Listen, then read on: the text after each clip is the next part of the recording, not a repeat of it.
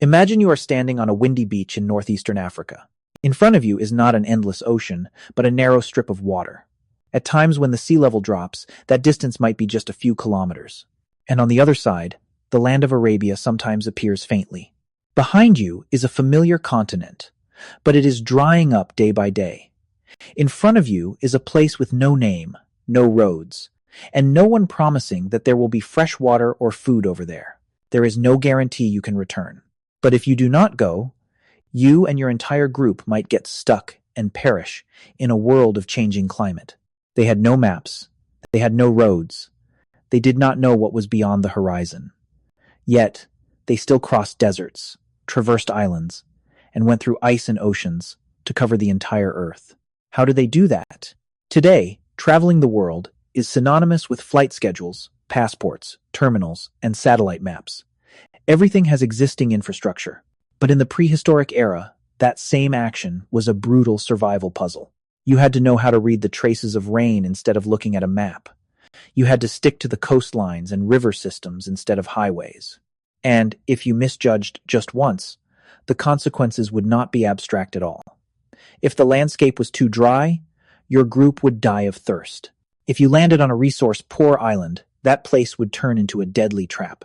And if a group of people became too small, too isolated, and lost connection with their social network, they would collapse.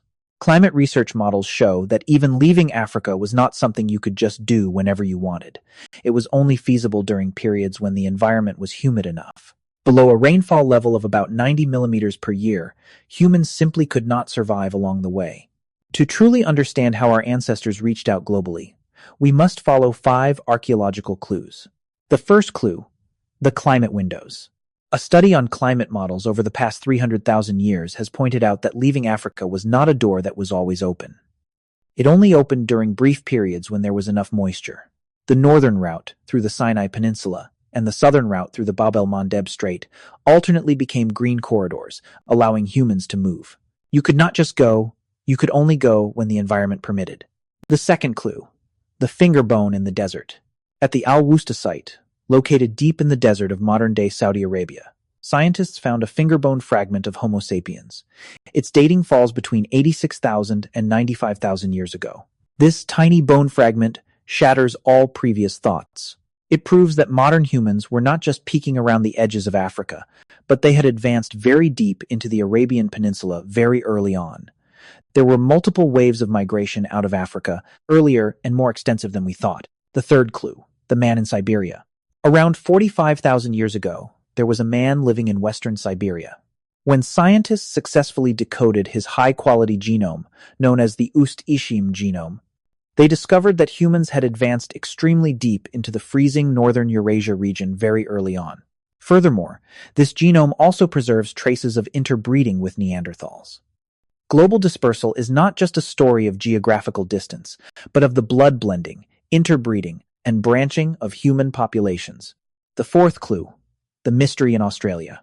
At the Madjedbebe site in northern Australia, sediment layers show that humans camped here from 65,000 years ago. This is incredibly important. You cannot walk from Asia to Australia, even when the sea level is at its lowest. Between the two continents, there have always been deep water zones, dozens of kilometers wide. Human presence at Madjedbebe forces us to acknowledge one truth. To get there, they absolutely had to cross the sea. They built rafts or some form of prehistoric boat with calculation and purpose. The final clue: coastlines and stopovers. In the Wallacea region of modern-day Indonesia, isotopic data from 42,000 years ago shows that ancient humans exploited seafood and coastal resources extremely proficiently. In Timor-Leste, the archaeological record shows there were periods when humans stopped, followed by a population boom. And in the Americas, the ancestors of indigenous people formed around the icy Beringia region starting 25,000 years ago, waiting thousands of years before the ice sheets melted to advance rapidly southward. These 5 clues lead us to a surprising truth. The plot twist lies here. People often think the answer is very obvious.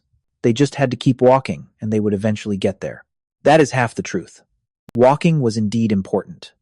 It explains how humans crossed most of the Eurasian continent. But walking completely falls apart when you reach Australia. And it is too simple to explain the advance into the Americas. where ice, ocean, and climate simultaneously determined life and death. Traveling the world is not a straight shot arrow. It is a sequence of moving, stopping, waiting, booming, and sometimes being replaced. At a deeper mechanistic level, there was no single magical invention that helped humanity conquer the Earth. Instead, there were four giant gears turning all at once. The first is climate. Humid weather phases made the desert less like a wall and made the coastline less harsh. The second is sea level. When the sea level dropped, the continental shelf was exposed, turning abysses into straits that could be crossed using wooden rafts. The third is ecological flexibility. The latest research indicates that from 70,000 years ago, the human ecological niche expanded strongly. We learned how to survive from dense forests and coastlines to barren deserts.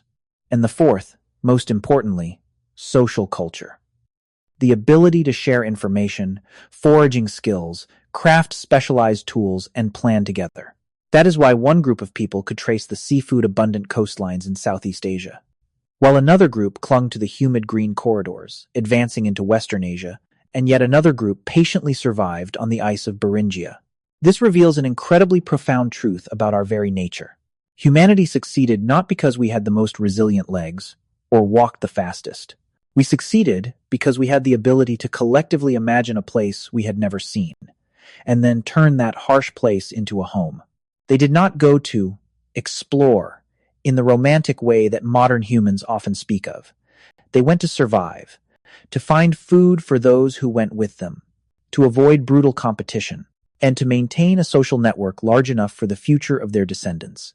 Today, you think that you have distanced yourself from your nomadic ancestors, but in reality, you are still living by those exact same old patterns. Take a look. The largest megacities in the world still cling to the coastlines, river mouths, and commercial intersections.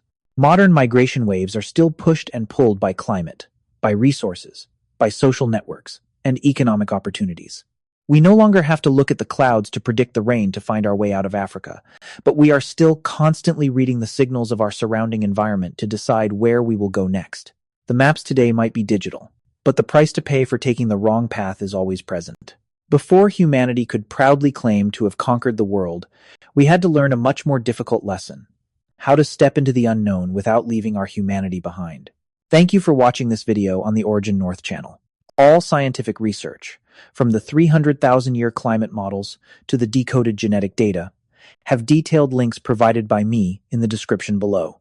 If you found that this video brought a new perspective, please leave a comment and hit subscribe so we can continue decoding historical mysteries in the next video. See you again.